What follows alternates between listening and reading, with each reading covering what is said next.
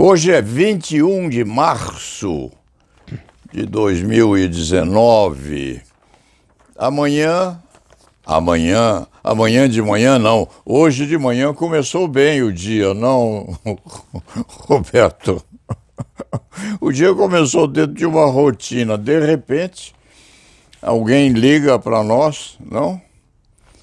E afirma uma extravagância que o ex-presidente Michel Temer estava sendo preso, o que assustou muito a mim e a você depois. Sem dúvida. Porque, pessoalmente, eu gosto de Michel Temer. Eu não diria que é meu amigo, mas é quase.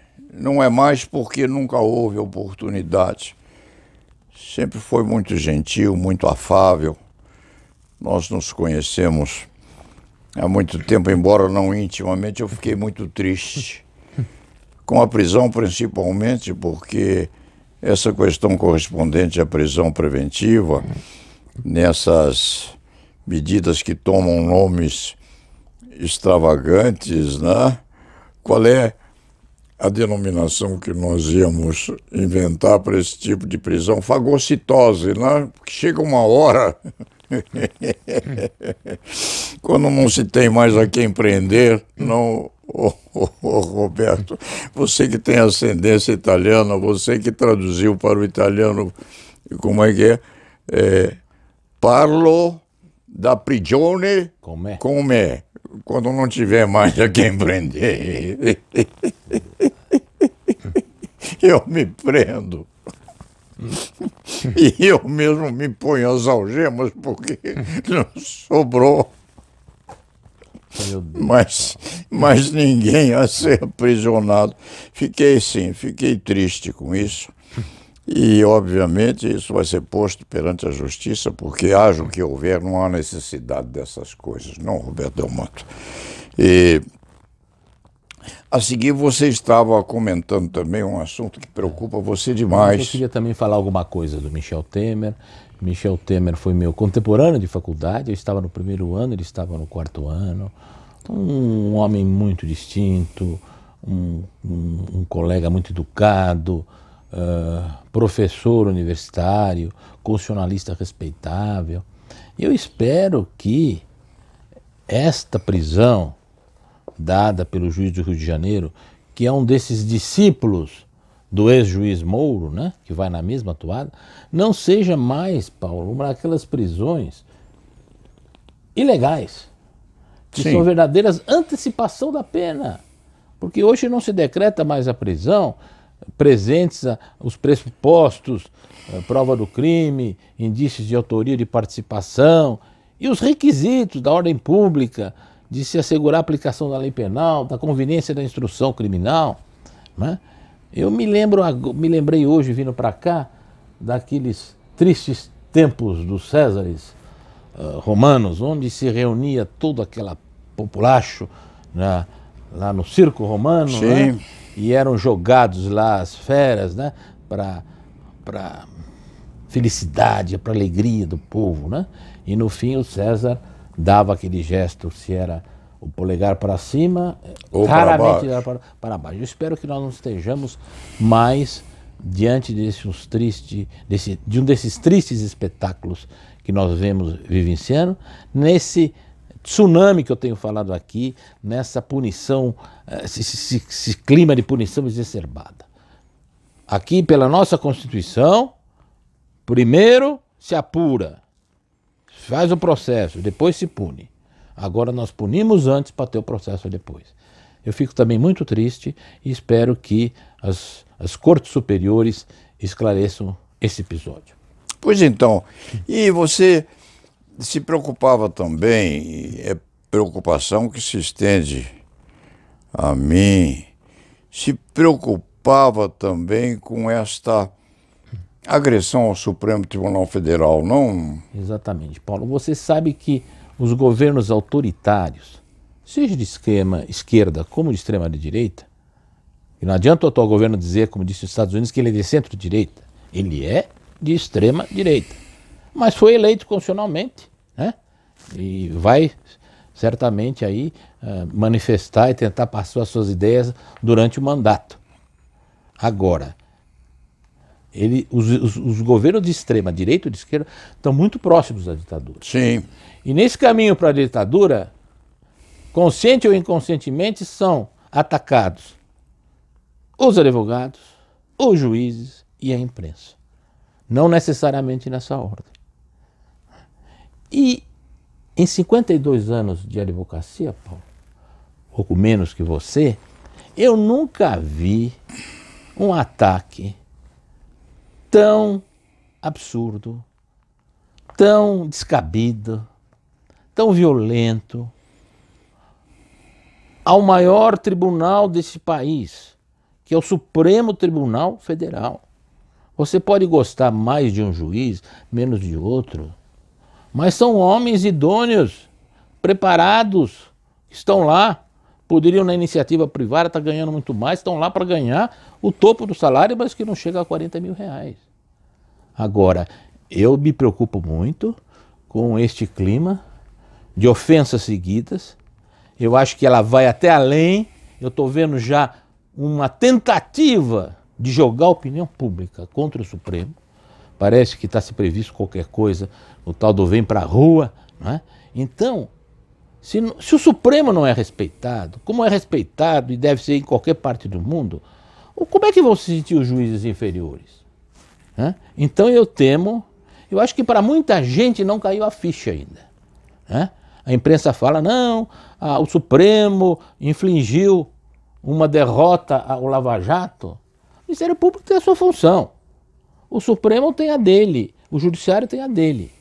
Então, você enfraquecer o Supremo, você é enfraquecer a liberdade e você é enfraquecer a democracia. Então eu espero, falando aqui para os mais jovens que eu posso ter alguma experiência, sim, e para os nossos órgãos de classe, o Conselho Nacional da Ordem, o Conselho Seccional, a minha querida ASP, onde tive tanto tempo, que ela é a política, a pequena, mas sempre atuante Associação dos Advogados Criminalistas, que há muitos anos atrás me homenageou como advogado do ano, nós temos de estar na vanguarda da defesa do Supremo, da instituição Suprema. E eu espero que isso aconteça. Eu achei que a iniciativa do Dias Toffoli não interessa se formalmente foi adequada ou não, porque investigação criminal é um procedimento administrativo, Paulo. Sim. Não tem nulidade. Logicamente, depois de concluída essa investigação, vai ser remetida ao Ministério Público Federal, que é o dominus litis. Sim. É o titular da ação penal. Agora, é importante que fosse dado um basta. Qualquer um de nós não admite ser agredido verbalmente por qualquer pessoa, num avião, num restaurante. Era preciso dar um basta. E eu acho que esse basta até veio um pouco tarde demais. E eu espero que nós advogados, individualmente, pelas nossas idades, não fiquem em cima do muro. Nós tivemos um passado de luta contra a ditadura militar heróico. Não vamos ficar esperando que o pior aconteça novamente. Pois é, essa atividade no sentido de reduzir a composição ética, moral do Supremo Tribunal Federal é prenúncio de inflição de ditadura. Curioso isso, porque quando o juiz é desmitificado, não sobra grande coisa nos andares inferiores. Perfeito. É muito melhor, então, para aqueles que querem a inflição de um governo de extrema-direita ou de extrema-esquerda, pouco importa, mas o fenômeno é o mesmo. Num certo sentido, só para arredondar aquilo que eu penso a respeito disso aí, quando se reduz essa mítica ou mística do Poder Judiciário, isso é o resultado de uma atividade democratizante da própria Suprema Corte, que a Suprema Corte quis fazer um bem, colocando-se mais abaixo nesse tripé da justiça perante o povo e perdeu aquela mística que é a característica do Poder Judiciário, não, Roberto? Eu sempre tive veneração por juízes. Posso brigar com eles, posso às vezes ter um antagonismo muito forte com um ou outro, mas tenho um respeito visceral pelo magistrado, procurando preservar a dignidade dele. Agora, quando o Supremo chega perto do povo, abre as vestes talares e procura se mostrar como qualquer, ele se expõe de tal forma que é considerado como se fosse um igual, e não é um igual, não é? Eu acho, Paulo, independente de quem seja o ministro mais liberal, o mais duro, aquele que nós admiramos, mais ou menos ou não admiramos, é a instituição. Eu me lembro que no tempo da ditadura militar, a ditadura caçou Evandro Lins e Silva, Sim. caçou Hermes Lima. Agora, este ataque que está sendo feito, eu acho que ainda é mais imoral, porque de um governo autoritário. Não importa. Algumas coisas que alguns integrantes da Lava Jato, a Lava Jato, logicamente, eu não sou hipócrita, fez bens e fez males. Mas nós não podemos estar criando a parte aqui, sabe? Criar um monstro que pode devorar tudo.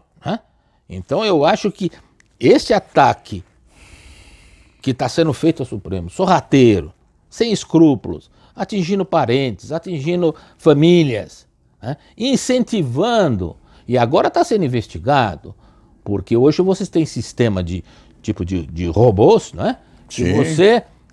parece que são 200 pessoas mandando, e na verdade é 2 ou 3 sujeitos orquestrando isso. Então, eu acho mais imoral o que está sendo feito agora com o Supremo até do que foi feito na ditadura. Lá eles assumiram, caçaram, para pôr outros mais de acordo com os propósitos da ditadura. Agora não. Nós estamos formalmente numa democracia, e isso vai sendo feita. E a população, de certa maneira, vai sendo jogada contra o Supremo.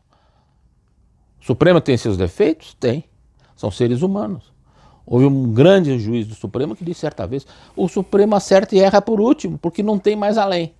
Mas eu acho que está em perigo não só a Suprema Corte, o Judiciário, a liberdade e a democracia. Pois é, isso me leva a uma conclusão definitiva a respeito desse tema, porque nós precisamos entrar naquilo que significa, no fim das contas, o motivo da nossa reunião. Nós somos 2 advogados, Roberto, que têm de vantagem, quiçá, a maior vantagem que nós temos é que nós somos bem antigos. E já vimos quase tudo, não? Exatamente. Fora a humildade com que nós envelhecemos, eu bem mais que você, mas envelhecemos sempre atuando nesse tipo de argamassa que nós criamos desde moços.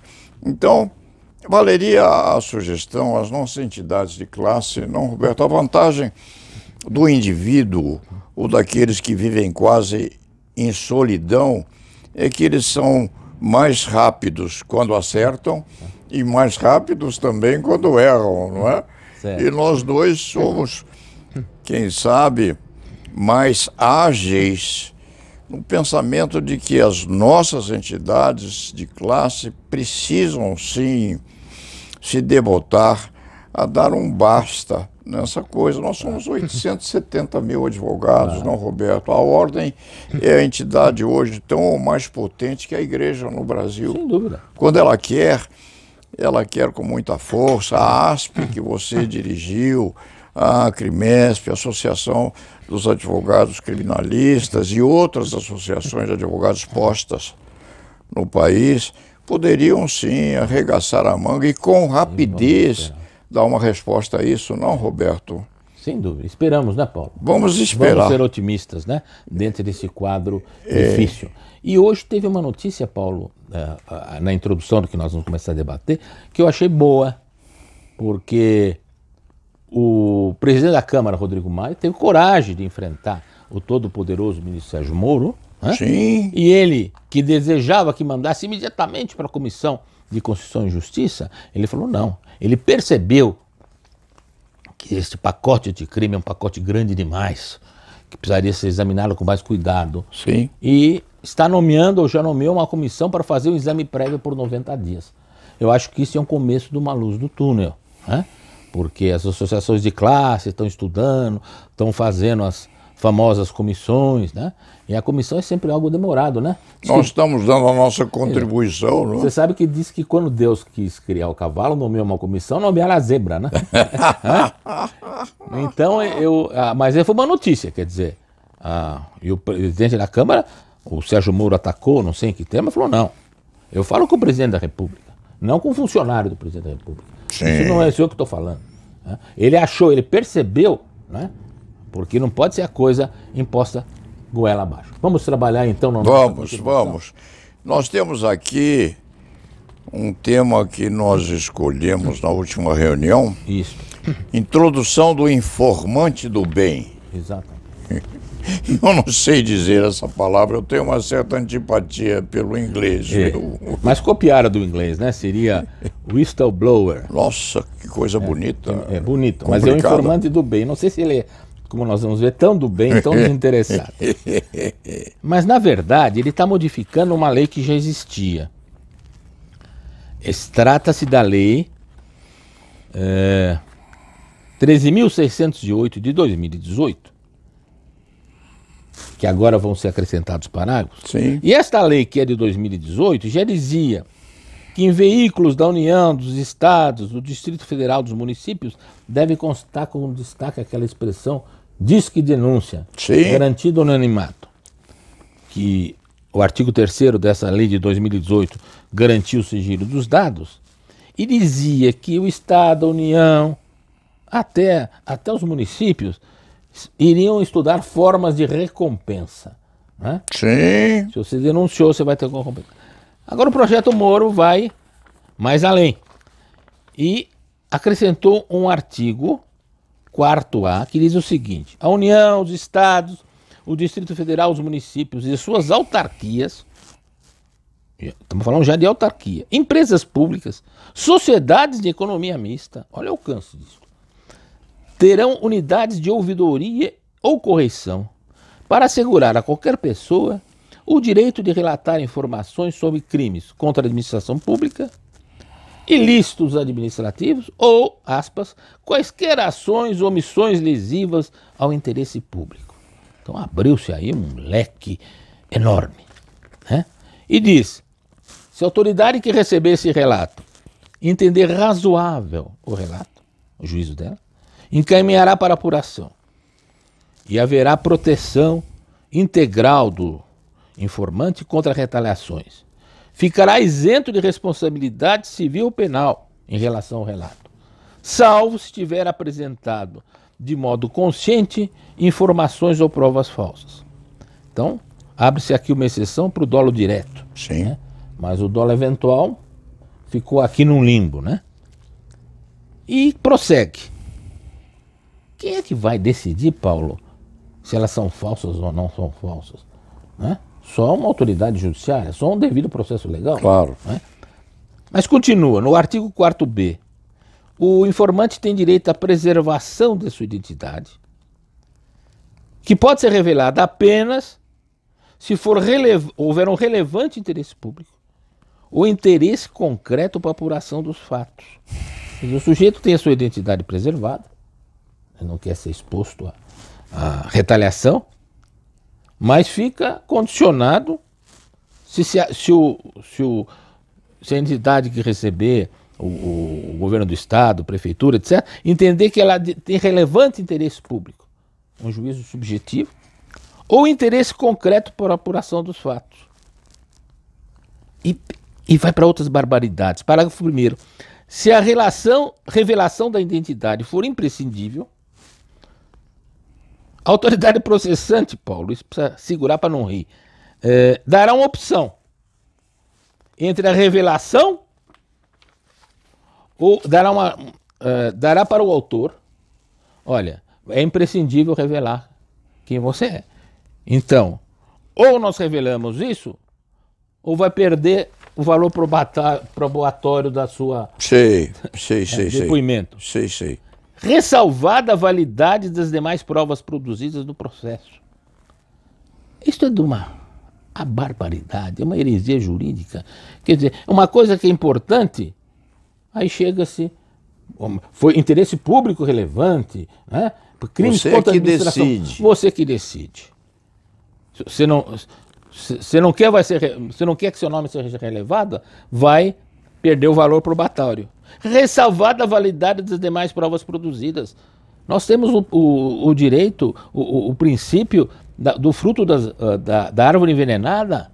Né? Sim. Se começou através de uma pessoa que optou por se manter no anonimato, violando, portanto, os princípios constitucionais da ampla defesa do devido processo legal, eu quero saber quem é que está me acusando, que começou isso. Sim. Mas fala, bom, se ele não quiser fazer, né, o depoimento dele perde o valor probatório, mas não a validade das demais provas produzidas no processo. Sim. Quer dizer, aqui não tem ampla defesa. Quer dizer, o denunciante, ele escolhe, não é? Ou ele topa que o nome dele seja revelado, ou então ele perde o valor probatório e vamos ver mais abaixo, perde uma recompensa que a lei poderia lhe dar, né? O Estado, o município, a União poderia lhe dar. Mas ressalvadas as provas produzidas. Se essas provas se originaram da delação dele, e se a delação dele é mantida no anonimato e, portanto, é ilegal, não pode servir de prova, é a teoria os frutos da árvore envenenada. A árvore já estava envenenada. Esse depoimento mantido por opção dele, privada dele, em sigilo. Sim. Tá certo? Sim. Não há alguma disposição aqui constituindo fixada a recompensa em favor do informante. Vamos chegar lá adiante, né? Mas antes, Paulo, tem umas coisas também graves aqui. Sim. No parágrafo 2º, ninguém poderá ser condenado apenas com base no depoimento do informante, quando mantido em sigilo a sua identidade. Na lei das organizações criminosas, na delação premiada também, expresso. Sim. Não basta só a palavra do denunciante. Né? É preciso que ela seja amparada em outras provas, senão a coisa fica muito fácil, né? Para eu excluir a minha culpa ou diminuir a minha pena, eu vou delatando A, B e C sem ter provas. Mas aqui pior. Ninguém poderá ser condenado apenas com base no depoimento do informante. Parece que está bem. Sim. Quando mantido em sigilo a sua identidade. Eu pergunto, e se revelar a identidade, basta a palavra dele? No mínimo está muito mal redigido. Sim, não é? Muito tá certo? Ruim. A revelação da identidade somente será feita mediante comunicação prévia ao informante com prazo de 30 dias e com a sua concordância. Quer dizer, ou essa denúncia é grave ou não é grave. Não é? Agora, ele é que vai ficar o senhor... É o senhor da denúncia. Né? É terrível isso. A lei estipula que, além das medidas de proteção, dessas medidas vão ter as proteções da Lei de Proteção de Testemunhas, que é 9.807/99, que você vê que tem várias providências que já são tomadas, segurança na residência, incluindo o controle das comunicações, escolta nos deslocamentos, transferência de residência ou acomodação provisória, né? E continua. Será uma proteção contra ações ou omissões em relação à retaliação, isso para os funcionários públicos, né? Demissão arbitrária, alteração injustificada de funções e atribuições, sanções, prejuízos remuneratórios ou materiais. A prática de uma relação contra um funcionário público constitui uma falta disciplinar grave e o que eu achei, o ressarcimento em dobro pelos danos materiais, sem Sim. prejuízos morais, e esse artigo 3º que você já visualizou, que fala se a recuperação do produto do crime contra a administração pública, se houver essa recuperação, a recompensa de 5% ao informante. E nós parece que estamos naqueles filmes, né, Paulo, de faroeste, né? Onde Ressarcido em dobro. Pelos danos morais. Quer dizer, se houver, no 4C está falando, se houver a prática da retaliação, né? Um funcionário público é retalhado, ele é... Quem é que vai decidir isso aí? A lei não Sobre, diz, né? é? Isso tem de ser posto sobre a tutela do judiciário, não é? O juiz, vai ser o juiz do processo. Exatamente, né? Coisa estranha, né? Coisa estranha. Isso tem uma relação remota, mas importante com a delação à vida nos estados totalitários, né? Exatamente. No nazismo, Você delatava o seu vizinho? o jovem era ensinado a delatar Então seu você companheiro. veja, moralmente, né? A delação já é uma coisa, tanto que tem aquele ditado antigo, né? Aquele provérbio antigo, né? O delatado se condena, o delator se despreza. Moralmente já deixa muito a desejar. Tá? Agora, você deixar... É um crime contra a administração pública. A administração pública achou que é relevante, mas depois vai ser... Ele vai decidir. Se precisar revelar, se for imprescindível, vai revelar. Mas precisa da concordância dele. O senhor não quer que revele seu nome? Seu depoimento não vai valer.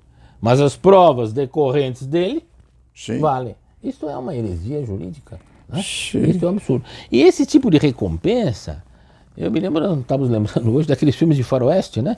Onde tinha o caçador de recompensas, né? Vivo ou morto, trazia o corpo do sujeito no cavalo. Você sabe que você me faz regredir à minha infância, não é? Porque a minha família é mineira. Os Almeida Leite, lá de Muzambinho, Guaranésia, sul de Minas. Eu me lembro quando eu era pequeno, já faz muito tempo, quando eu era pequeno lá em Guaxupé, minha mãe me levou para lá, os Almeida Leite são de lá, há muitos e muitos anos. A minha mãe me levou para lá e eu estava na sacada de uma casinha na estrada ou na rua, que era de terra, inclusive, cidade pequena, Guaxupé existe ainda, com certeza. E passou um sujeito no lombo de um burro com aqueles expositores de fonemas, como é que chama aquilo? Alto-falante improvisado, Em geral né? de metal, né? E ele gritava Vanté de Revarde, Johnny Weissmuller, Johnny é um filme de Tarzan, e eu ficava desesperado para ir ao cinema, que era cinema mudo, porque aquele tempo era assim, né? Não havia som, e inclusive eu vou me perder nessa divagação, mas é lembrança da minha infância, você vai me perdoar. É filme de cinema mudo, mas inclusive o meu pai começou a namorar minha mãe lá em Guaxupé, em Muzambinho, sul de Minas, porque meu pai tocava violino no cinema mudo, do ladinho assim do palco. Tinha um pianista com uma pianola, meu pai tocava violino, aqueles filmes famosos, né? Eu nem me lembro mais o nome do ator e das atrizes. Meu pai tocava violino lá num canto do palco, minha mãe era levada de charrete da fazenda para assistir. Meu pai era um espanholão bonito, que era uma coisa... pedaço de homem. conquistador, sedutor, e minha mãe mocinha lá, vendo meu pai tocar violino. Então, eles namoraram, casaram e eu nasci, porque tinha que casar de qualquer jeito, né? Lá no velho tempo, ou você casa ou morre, não é? Então, você fica falando em Vanté de Revard. É um caso típico. A sua pronúncia está perfeita. Vanté de Revard é caso exato, adequado aqui ao Whistler. Fala, como é que é? Whistleblower. Eu falo Vanté de Revard. Agora, Paulo, você veja, além dessas origens jurídicas, não tem controle judicial, não se respeita a ampla defesa, o devido processo legal. É importante, mas quem vai dar a última palavra é o informante. Eu temo que isso, com essa possibilidade, de repente, se eu denuncio aí um desvio grande, 5% vai acertar até o fim da minha vida, até o final da minha família. Se a gente vai cair num clima de denuncismo exacerbado, assim como nós temos hoje esse punitivismo exacerbado, como foi na época do macartismo, né? Onde Sim. qualquer ator de cinema que fosse denunciado como tendo alguma simpatia socialista, grandes roteiristas, né? Foram banidos. Então eu acho que esse informante, chamado informante do bem, eu acho que ele é mais informante do mal. Do que informante do bem.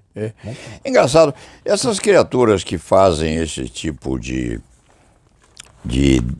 informação, das quais fazem parte também os delatores, né? A delação premiada, etc. Elas têm benefícios, num certo sentido, qualquer uma delas tem benefício financeiro, não? Mesmo que não queira direto ou indireto, né? Mas a delação premiada, apesar de todo esse lado moral, ela ainda dá um pouco mais de garantias do que essa informante, que eu prefiro chamar informante do mal, que de bem não tem nada, ela é pior. Porque você sabe que a delação premiada monta a época da Inconfidência Mineira. Sim, né? Sim. Você lembra bem, nós estudamos isso nas escolas, né?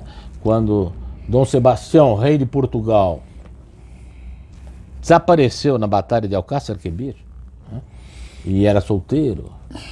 E os portugueses, os chamados sebastianistas, achavam que ele ainda ia aparecer, que ele tinha sido feito prisioneiro.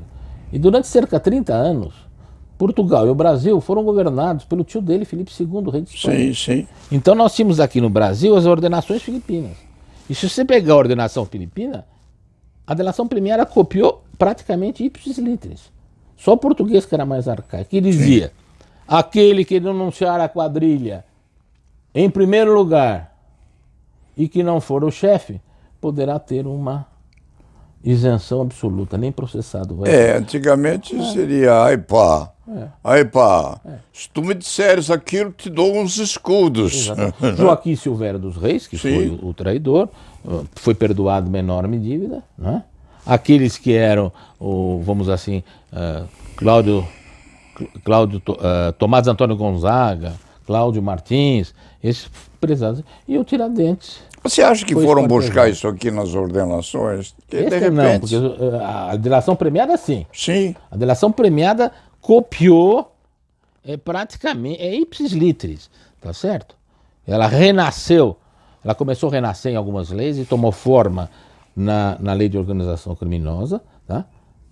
Mas, apesar de toda a sua parte de moralidade, a sua parte de perigo, né? Porque é difícil você avaliar até que ponto o sujeito está fazendo a verdade ou até que ponto ele está tentando se beneficiar. Mas essa lei aqui que nós estamos falando é pior ainda, né?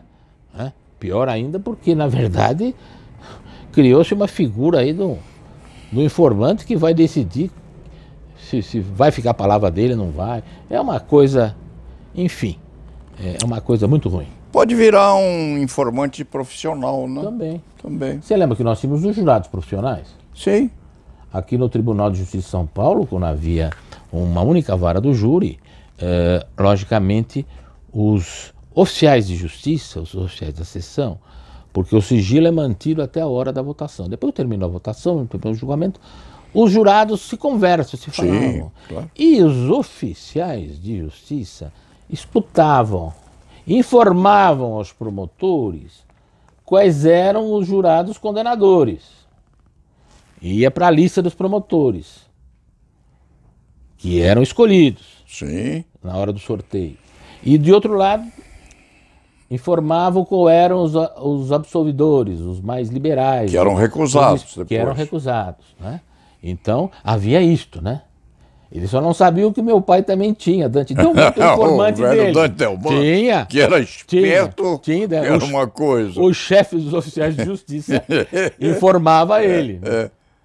Doutor Dante, essa semana, a chave, a casa tá ruim. A casa tá ruim. Essa seleção só entrou jurado da promotoria. Meu pai adiava o júri. Adiava o júri. Apesar do cliente estar preso. Tá certo. Ele queria um júri, no mínimo, equilibrado.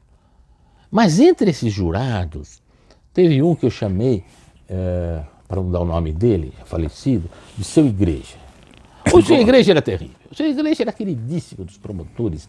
Ele não deixava, Paulo, de condenar ninguém. Até que houve um júri em que o réu era menor de 21 anos. E o juiz explicou, olha, o réu está condenado por homicídio qualificado. Agora, há uma tese aqui muito clara, que uma tese comum à acusação e à defesa. O réu tem 19 anos. Então ele deu uma atenuante. Quando foi fazer a votação, um jurado era contra. O juiz falou, olha, eu vou repetir essa votação, que alguém deve ter se enganado.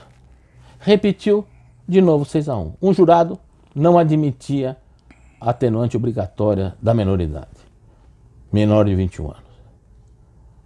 Aí, ele quis saber quem era e o Seu Igreja se identificou. No ano seguinte, Seu Igreja piorou. Naqueles pouquíssimos casos em que o Ministério Público pedia absolvição, que eu acho que era uma das atitudes mais nobres que um membro do parquê pode tomar, ele condenava. Aí os promotores também o excluíram. Agora, o mais curioso de tudo é que era o chefe dos que era o informante do meu pai, era irmão do Seu Igreja.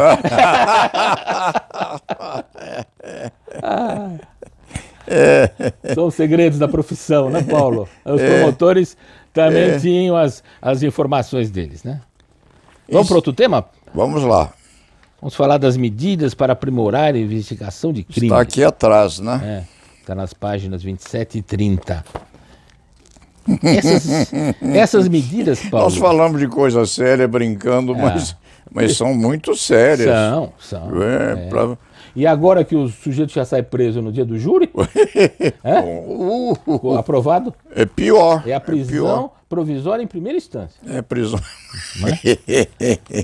Bom, o que diz? Ele modifica... Onde é que está isso? Espera aí. Está na páginas 27 e 30. Não, 27 está na sua, mas aqui...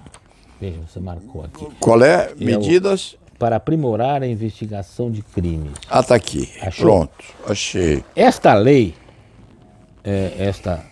propõe a mudança de várias leis, tá? Começa pela Lei de Execução Penal. É instituído um Banco Nacional de Perfil Genético. O que muita gente vem reclamando, né? Dizem que o sujeito tira aqui uma identidade em São Paulo e com muita facilidade tira outra no Rio Grande do Norte. Sim, claro. Falta ao Brasil uma identidade comum. Dizem que é artigo 9º-A da Lei de Execução Penal, da LEP. Os condenados por crime doloso, independente da gravidade, mesmo sem trânsito em julgado, serão obrigatoriamente submetidos a DNA por técnica adequada e indolor quando do ingresso do estabelecimento penal. Parágrafo 3º. Os que não tiverem sido submetidos à identificação do perfil genético no ingresso poderão sê-lo durante o cumprimento da pena. E a recusa considerará uma falta grave. Claro que você sabe hoje, com um fio de cabelo, com um pouquinho de saliva, você já tem o perfil genético da pessoa. Sim. Mas me chamou a atenção, mesmo sem crime, mesmo sem trânsito em julgado, o senhor está sendo acusado, né? Está preso provisoriamente. Eu achei aqui excessivo, né? Vamos falar, o sujeito que já foi condenado, né? Agora, mesmo sem trânsito julgado, aqui está entrando a execução provisória e antes o sujeito está lá preso provisoriamente, uma prisão temporária, já. Eu achei isto preocupante, né? Os casos de júri que nós falamos, então, já entra para o perfil genético, né? Vamos ter o perfil genético daqueles condenados com trânsito julgado por crime doloso. Agora, aqueles que ainda não foram julgados, que podem ser absolvidos. Bom, aí há uma alteração nessa lei 12.037 de 09. Falamos da alteração na lei de execução penal. Agora vem com esse perfil genético para a lei 12.037/2009, que fala especificamente desse Banco Nacional de Perfil Genético. Diz o artigo 7º, haverá exclusão dos perfis. O sujeito já entrou no banco, no caso de absolvição. Até aí, me parece justo, quer dizer, não se esperou nem o trânsito julgado, que quis aproveitar que ele estava lá preso, a absolvição ele é tirado. E uma desclassificação para culposo, né? Porque lá fala crime doloso de qualquer espécie, do mais leve ao mais grave, né? Uma lesão corporal simples, sim, já é dolosa, sim, não é? Não é a culposa. Quer dizer, lá falava doloso sem distinguir o grau. É de menor potencial ofensivo, é de médio potencial, é grave, é hediondo. E aqui não se fala nada, foi desclassificado para culposo, fica lá. Agora o pior, ou por requerimento, após 20 anos de cumprimento da pena. Isso aqui vai 20 colidir anos, com a reabilitação que é prevista no Código. A reabilitação hoje, cumprida a pena ou extinta a punibilidade, 2 anos depois você consegue, não é? E a reabilitação hoje, que está nos artigos 93 e 94 do Código Penal, ela diz que... você havia marcado isso aí, né? Há uma reabilitação, você não teve mais nenhum processo, está limpo, você consegue o sigilo do processo, da condenação, né? Você consegue ter uma vida normal, os próprios efeitos da condenação. Aqui ninguém pensou agora, nos herdeiros, porque o sujeito é condenado aos 50 anos, cumpre 10 anos de cadeia, ficou com 60. 20 anos depois é que ele pode excluir o perfil genético. Daí o herdeiro dele. 20 anos para os jovens colegas que estiverem ouvindo, como se sabe, é o prazo máximo da prescrição. Pois é. Qualquer crime, homicídio triplamente qualificado, em 20 anos prescreve. Não só prescreve a ação penal, como prescreve a própria pena, a execução, a pretensão executória. Então, quer dizer, é um despropósito. Alguém falou 20 anos, certo? Quem é que teria jogado essa idade aí, vintenária? Deve ter sido um promotor. Nós não fomos consultados nunca, né? Os advogados. Né? Por isso você vê como está certo aí o Rodrigo Maia, que entrou em choque com o ministro Moro, que queria imediatamente para a Comissão de Constituição e Justiça para ver se esse turbilhão aqui passa tudo, esse pacotão. Ele falou, não. Alguém falou para o Rodrigo Maia, que hoje tem uma figura importante no parlamento. Vamos ouvir. Ele vai fazer uma avaliação prévia de 90 dias. Claro. Né? Espero que até lá nossas entidades de classe também já tenham acordado e se pronunciado, né? É verdade. Bom, depois... Nono A altera uma terceira lei da interceptação telefônica. E diz artigo 9A.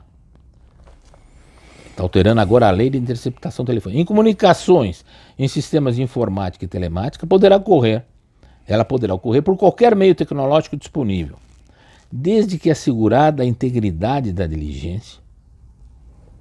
O que é essa integridade da diligência? O equipamento técnico é bom? Eu acho que aí devia fazer, desde que assegurada a legalidade da diligência, né? A licitude da diligência, mal escrita. Podendo incluir a apreensão do conteúdo de arquivos armazenados em caixas postais eletrônicas. Para ver uma apreensão, fora de uma situação de flagrante, você precisa do mandado judicial. Claro. Né? Aqui passa-se por cima. Agora vai entrar agora essa mesma lei, olha como é um saco de batatas. E cria-se, nós sabemos que a lei do crime organizado, copiando o sistema americano, Sim, provavelmente os filmes americanos, sim, também.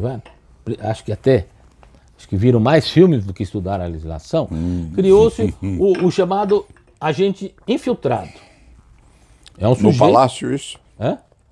No Palácio lá, viram os filmes no Palácio? Eu acho que sim. Em companhia do presidente? Não, acho que foi lá em Curitiba.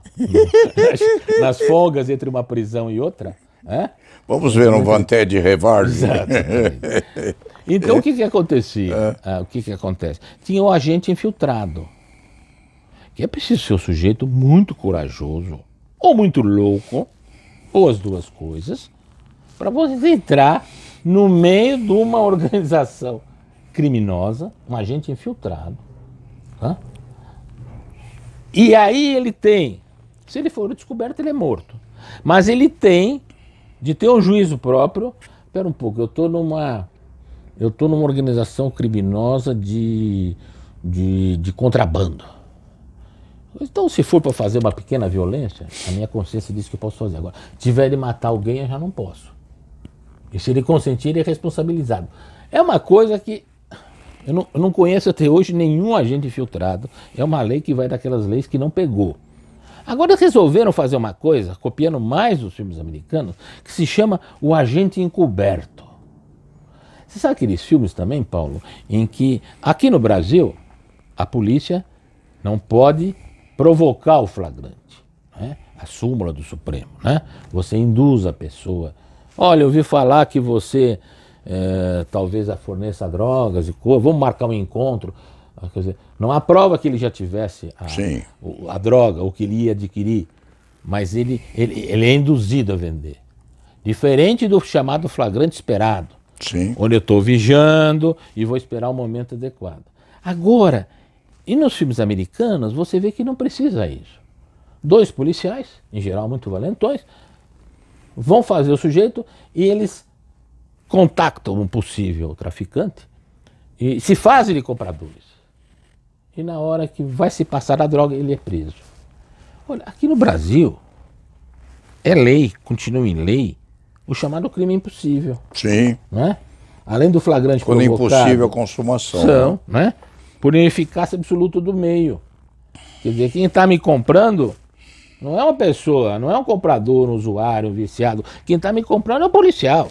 É só para fazer a prova. Mas veja o que diz a lei. Falando do tráfico de drogas, do artigo 33, reclusão de 5 a 15 anos. Nas mesmas penas, incorre nas mesmas penas 5 a 15, inciso 4º. Parágrafo 1º, inciso 4º do artigo 33. Quem vende ou entrega drogas ou matéria-prima, insumo ou produto químico destinado à preparação de drogas, sem autorização ou em desacordo com determinação legal ou regulamentar, a agente policial disfarçado. Quando presentes, aspas, elementos probatórios razoáveis de conduta criminal pré-existente. Conduta criminal pré-existente seria, ele já tinha essa droga guardada por ele, então não foi propriamente uma venda provocada, uma venda falsa, né? Ele podia ser preso, certamente não em flagrante, pela posse que ele tinha. É a concretização do nebuloso. Elementos probatórios razoáveis. Quem é que vai decidir o que é razoável e o que não é razoável? Né? Isso é diferente da chamada, que nós falamos na lei de organização criminosa, ação controlada, né? Onde se espera, a polícia está acompanhando, se espera um momento mais adequado para a prisão. Vamos esperar um pouco para pegar o peixe grande. Quando comparecer aqui o chefão da quadrilha ou da associação criminosa, né? Então, na ação controlada, a intervenção policial é retardada para concretizar-se em momento mais eficaz. Mas tudo isso, essa ação controlada, esse policial infiltrado, que até hoje não soube nenhum caso, e acho que não vai haver nenhum caso, porque ninguém vai se meter nessa, pôr a mão nesse balaio de gato, né? Nesse balaio de cobras. Não tem controle judicial. Certo? Ação controlada, você precisa comunicar ao juiz que você vai retardar o flagrante. Vou fazer. Que aquele agente preparado vai ser infiltrado. O local da diligência, os dados da diligência. E vai por aí. Na lei de armas, repete a mesma coisa, foram copiando. Em comércio ilegal de armas de fogo, reclusão de 4 a 8 anos. Parágrafo 2º. Incorre na mesma pena havendo uma entrega de arma de fogo, acessório ou munição a agente policial disfarçado, quando presentes elementos probatórios razoáveis de conduta criminal pré-existente. Como eles sabem que forçosamente vai cair no crime impossível, eles tentaram adorar a pílula dizendo, não, se existir elementos razoáveis de uma infração pré-existente, entendeu? Quem é que vai avaliar isto, né? Quando não se pode consumar essa infração, nós vamos presumir que haja outra infração pré-existente já consumada. E por que não mais ou menos isso. E por que isso não se fez flagrante da outra? Pois é. Por que não instaurou um inquérito policial da outra? E vai. No tráfico internacional de arma de fogo, ainda na lei de drogas, também. Em operação de importação, o agente policial disfarçado vai se fingir de importador. Sim. Na lei de organização criminosa, sobre a obtenção de provas, os meios de obtenção da prova, é uma coisa também aqui achei muito fora do controle judicial. Artigo 3º-A da lei de organização criminosa, que é uma das leis mais severas, é a lei que introduziu, formatou a delação premiada, que aparecia em outras leis aqui e acolá, sem uma forma definitiva. O Ministério Público Federal e a Polícia Federal poderão firmar, aspas, acordos ou convênios com congêneres estrangeiras, a polícia do Brasil, do Bolsonaro, com a polícia do Trump, para constituir equipes conjuntas de investigação para apuração de terrorismo, crimes transnacionais ou cometidos por organizações criminosas internacionais. Parece que a coisa é grave, né? Sim. Agora, não tem controle judicial disso? Diz que outros órgãos federais e entes públicos e estaduais, esqueceram aqui do Distrito Federal, quer dizer, a Polícia de São Paulo também poderá entrar nessa equipe. Sim, claro. A Polícia do Rio Grande do Norte também. Distrito Federal esqueceram. Brasília não é confiável. E o compartilhamento ou transferência de provas da Polícia Brasileira para a Americana e vice-versa independem da formalização ou autenticação especiais. Não sei o que é formalização, bastando apenas a demonstração da cadeia de custódia. Eu não entendi. Custódia, que eu saiba, o compartilhamento ou transferência das provas dispensa uma formalização, uma autenticação. Bastando apenas a demonstração da cadeia de custódia, que nem eu e você sabemos o que é essa cadeia de custódia. Pode entrar polícia estadual, de vários estados, quer dizer, é um balaio de gatos. Parágrafo 3º, para a constituição dessas equipes, não se exige a previsão em tratados. Sabe o que acontece no Paraguai? O Paraguai não tem extradição. Vai lá, pega o sujeito, põe no avião e manda. Quem é que nós fomos buscar no exterior, na Mão Grande? Porque a mãe de santo foi visitar aquele que foi morto com a namorada, como era o nome? Lá no tempo do... O tempo do Collor? O Faria. O Faria. Que era o tesoureiro não é isso? Foi o tesoureiro da campanha. Foram buscá-lo lá. Exatamente, não tem tratado, não tem nada. Voltou mesmo algemado. Agora a polícia do Paraguai, o governo mandou um sujeito para cá. Né? Então, eu me lembro quando Israel pegou o Eichmann na Argentina, foi um escândalo internacional. E eles conseguiram que o Eichmann, eu assisti o filme, foi muito interessante, que o Eichmann, eles são espertos, né? São muito inteligentes, que o Eichmann assinasse um documento concordando com a ida dele. Né? Bom, e não se exige a previsão em tratados. Não há controle judicial. A Constituição, o funcionamento dessas equipes aí, múltiplas, federal, estadual daqui e da lá, serão regulamentadas por decreto. Você veja numa mesma lei aqui, chamada, dessa medida, vamos assim dizer, medidas de aprimoramento, né? Para aprimorar a investigação de crimes, quantas barbaridades e heresias jurídicas se cometem. Mas tem mais ainda, Paulo. Escuta ambiental, né? Artigo 21A da Lei de Organização Criminosa, continuam mexendo na lei.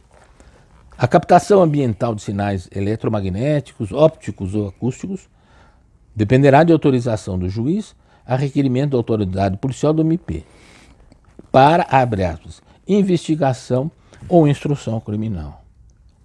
Não pode haver escuta ambiental quando o processo já foi instaurado. Sim, claro. Que viola a garantia da ampla defesa e isonomia. Na parte do inquérito policial, tudo bem. Né? Ninguém vai avisar o investigado, o seu advogado, que está sendo feita aí uma escuta ambiental. Tá certo? Sim. Agora, instaurado um processo, recebido uma denúncia, né? Tem de haver absoluta paridade de armas. Tem de se respeitar o devido processo legal. Tem de se respeitar a ampla defesa com os recursos a ela inerentes. Né? Aí, isso quando a prova não puder ser feita por outros meios disponíveis igualmente eficazes, tudo muito vago, houver elementos, aí volta aquela, repete, elementos probatórios razoáveis de autoria e participação, infrações criminais com penas máximas superiores a 4 anos ou conexas. Então, esses elementos probatórios razoáveis, a gente não sabe o que é, quem vai aqui decidir isso. E prossegue. No requerimento feito ao juiz deverá ser informado o local e a forma de instalação do dispositivo. Vão entrar aqui no seu escritório, no meu, para instalar um dispositivo aqui. Tá certo, Paulo? Nós estamos mexendo com o Moro, etc. Vão instalar. Eu acho que vai ser em você, porque está sendo gravado aqui. Uma vez fizeram isso no escritório de um colega, ele colocou uma ratoeira. E era uma ratoeira fortíssima, decepou o dedo do policial. E olha aqui, Paulo. Essa instalação secreta poderá ser feita no período noturno. Olha o perigo que esses agentes também vão sofrer, porque agora, com essa regulamentação do posse de arma, pode leva um tiro. 4, né? Leva um tiro. 4 revólveres em casa você pode ter, pelo menos, não é? 4 por baixo. Por né? baixo. Se for pedir mais, poderá ser estudado. Né? Poderá haver no período noturno. Ou por operação policial disfarçada. Disfarçada de quê? Não sei, ontem ligou para mim um barulho. Aqui é o Adriano da Sabesp, o senhor Roberto, da Rua Moribeca e tal. Eu queria fazer uma inspeção de manutenção do seu... Eu falei, eu não atendo coisas assim. Que manutenção? Minha conta está normal? Não, mas o senhor sabe, é de normal. Você entendeu? Ah, é? Então, não sei o que era, pode ser até que fosse normal. Mas amanhã entra o sujeito aqui para mexer no seu... a pizzaria. A entendeu? Pizzaria. Isso vai ter um prazo. Ou operação policial disfarçada. O prazo de 15 dias, renovável por decisão judicial por iguais períodos. Não se limita. Pode ficar com a sua... Se comprovada a indispensabilidade do meio de prova e quando presente atividade criminal permanente, habituada ou continuada. Eu só posso dizer que existe uma atividade permanente, habitual, continuada, se o sujeito já foi condenado. Não é? Nós já falamos disso aqui. Houve uma reunião lá na Presidência da República, há uns tempos atrás, saiu no jornal que os visitantes, os ministros inclusive, teriam que colocar os celulares numa bacia posta na entrada do local onde eles se reuniam, né? E se o gajo levar 2 ou 3 celulares com ele, como aconteceu Mas já? hoje, muitas reuniões de firmas e até de grandes escritórios, onde vão se dar assuntos pela própria confidenciais, é solicitado aos participantes que deixem os seus celulares antes. Sim. Como por outras razões, nos restaurantes de muitos lugares na Europa, não ficar como aqui o sujeito falando em voz alta, você não tem nada a ver com o assunto, né? Fica lá, se tocar, te chamam na mesa, mas fica lá. Então você veja, Paulo, E hoje você sabe que eles não precisavam entrar dentro da sua casa à noite, disfarçado, do seu escritório, né? Onde que fica a incolumidade da própria casa, constitucionalmente garantida? Isto é jogar as favas. Porque hoje você sabe que tem uma tecnologia que, se tiver um carro estacionado aqui na frente, grava até o que você fala para o Júnior, todos aqui nós gravamos. Mas continua aqui.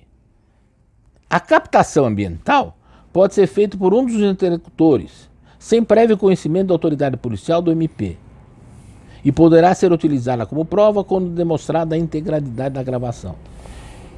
Então, é o caso Joesley Batista, né? Sim. O Supremo admitiu, porque ele levava consigo um gravador, né? Foi. E foi gravado. Isso você entendeu. Agora, como está aqui, fica em dúvida se esse visitante que vem aqui, eu chego um pouco antes e você não está aqui, não chegou ainda, não tem ninguém na sua sala, e eu monto aqui, quer dizer, uma coisa aqui, né? E aí diz, sem autorização judicial, uma reclusão de 2 a 4 anos, artigo 21b ainda da Lei de Organização Criminosa, e diz o parágrafo 1º, não há crime ser realizada por um dos interlocutores. Você sabe que houve uma hipótese de gravação aí que ficou muito fechada nos meios bancários, mas foi muito comentada porque um advogado, numa reunião aí na diretoria de um banco, ele levou um gravador dentro da pasta e estavam todos a discutir coisas sigilosas, e essa criatura estava com uma maletazinha, pôs a maleta em cima da mesa. Mesa de advogado é um negócio muito sagrado, não? Claro. É como o dossel, o leito, à noite. A gente gosta de ter as coisinhas da gente. Quando alguém põe um negócio em cima da mesa, já começa a dar uma coceira, Roberto. Então ele pôs a maletinha dele em cima da mesa e os circunstantes começaram a olhar com estranheza para a maletinha dele, né? E o advogado do banco, a certa altura, disse: doutor, o senhor está com vontade de ir ao banheiro? Falou: não, eu estou perfeitamente bem. Não. O senhor vai ao banheiro já e vai voltar sem a sua maleta. Porque se o senhor voltar com ela, nós vamos brigar muito seriamente, eu vou querer saber o que há dentro dela. Ele acabou indo e voltou sem a maleta. E contam as más línguas que na despedida dele no elevador, ele levou um pé no traseiro. Aconteceu isso. Alguém me contou. Você tem de ter essa... Agora você fala aqui, não há... Ela depende de autorização judicial. Agora, não há crime se for realizada por um dos interlocutores. Agora, uma coisa é eu, né? Claro que você tem aí, vamos assim dizer, você tem eu estou violando uma coisa íntima, né? Sim. Né? Não chega a ser um ilícito penal, mas ali há um ilícito civil, uma ilegalidade, né? Uma prova ilícita, né? Não é criminosa, mas ilícita. Sim. Mas eu tô gravando você. Você sabe que hoje, Paulo, algum tempo atrás me trouxeram, um dos meus filhos foi, não sei onde ele foi, aqui perto, é uma caneta bonita até. Sim. E essa caneta é um gravador. Então não precisa mais da maleta. Põe a caneta aqui, ela está gravando. Grava e filma. Aqui ela grava. Também. Quer dizer, não há crime se é realizada por um dos interlocutores. Não explica. Esse interlocutor pode pôr uma gravação ambiental ou é algo que ele está trazendo com ele? Né? Então, eu vejo, Paulo, tudo isso com muita preocupação. Eu até me esforço para não ser radical. Vamos estudar essa semana, né, Paulo? Esse capítulo. Vamos ver se encontramos alguma coisa boa que se salve. Pois é, difícil. Afinal, todo mundo elogia a inteligência do ministro, a inteligência dos componentes do Ministério Público Federal de Curitiba. Está difícil. Mesmo com boa vontade, está difícil, Paulo. Pois é. O que seria muito adequado, Roberto, é que os autores desse anteprojeto fossem conhecidos. Porque ninguém há de entender que o ministro Moro haja confeccionado esse anteprojeto, não é? A época do professor Frederico Marques, até poderia ser possível que ele fizesse aquilo sozinho, porque Frederico Marques a gente conhecia bem, Claro.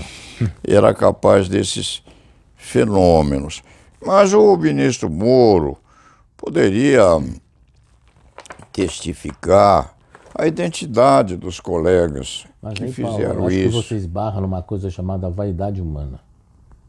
Sim, Você vê nessas comissões, se disputa quem vai ser o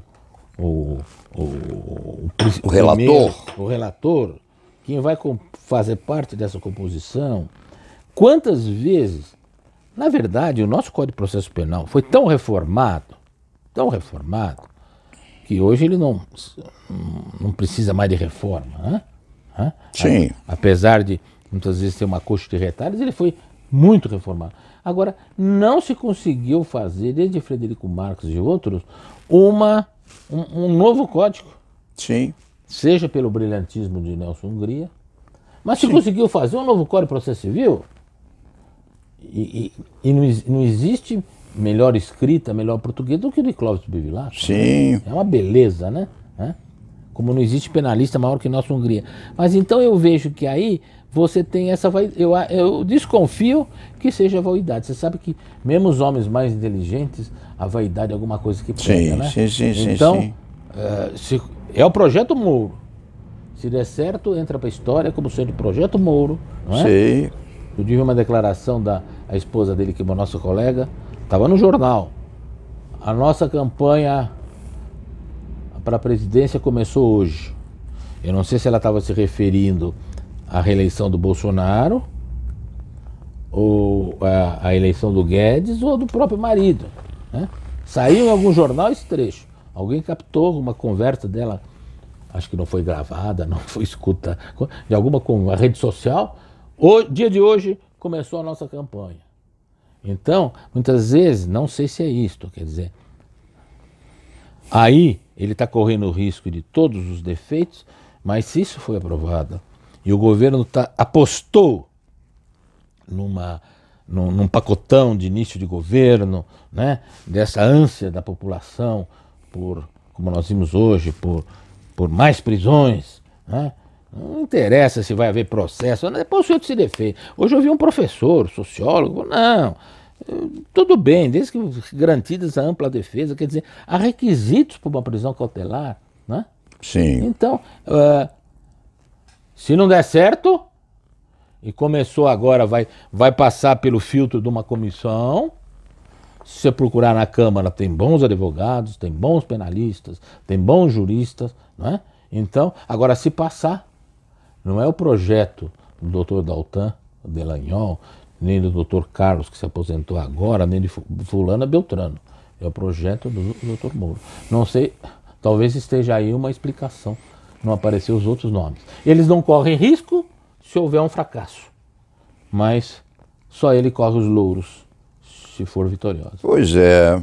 Acredito que seja isso. É possível. É possível. Eu sempre acreditei, em alguma coisa meio básica, que o futuro não existe, não é? O futuro é um projeto. E quando você projeta a presidência da República, renunciando inclusive a um cargo tão nobilitante como é o cargo de juiz, candidato sério a desembargador, quiçá até a ministro do Supremo, se quando houvesse a possibilidade. Dizem que houve essa promessa, quer dizer, ele iria para a Suprema Corte, mas você sabe que o ser humano, né, de repente, você tem aquele ditado que eu te falei, que dizem que é um ditado mineiro, de político mineiro, mas é um ditado americano, que fala: não contrate quem você não pode demitir. Sim. Né? Não dá para demitir o Guedes ou o Moro, né? E essas pessoas é do ser humano. Por que não eu? Se um capitão do exército, menos preparado que eu, né, que fala menos que eu, que não tem o preparo que eu tenho, foi Por que eu não posso ser? Sim, sim, Se eu vou ser, eu que vou acertar a economia brasileira, eu que vou inaugurar uma nova era na política de segurança e no direito penal e processual penal brasileiro. Não é? Pois então, é. Vamos ver o que acontece, não é, Roberto? O que nós vamos examinar semana próxima? Você tem algum projeto? Vamos dar uma examinada e nos falamos na segunda-feira. Na segunda-feira. E se para você estiver bom quinta-feira, Tá bem, tá bom. Estaremos aqui. Vamos terminar a tarefa, não? Vamos. A vantagem nossa é que nós somos rápidos. Somos rápidos. Mas é muito extenso. Você viu hoje, em relativamente pouco tempo, essa segunda modificações que nós vimos, essas medidas, mexeram 5, 6 leis. Pois é. Não é? Pois é. Então vamos selecionar aquilo que é de mais interessante. Então. Né? E é isso aí, Paulo. Até quinta-feira. E la nave? E la nave va. Faz favor.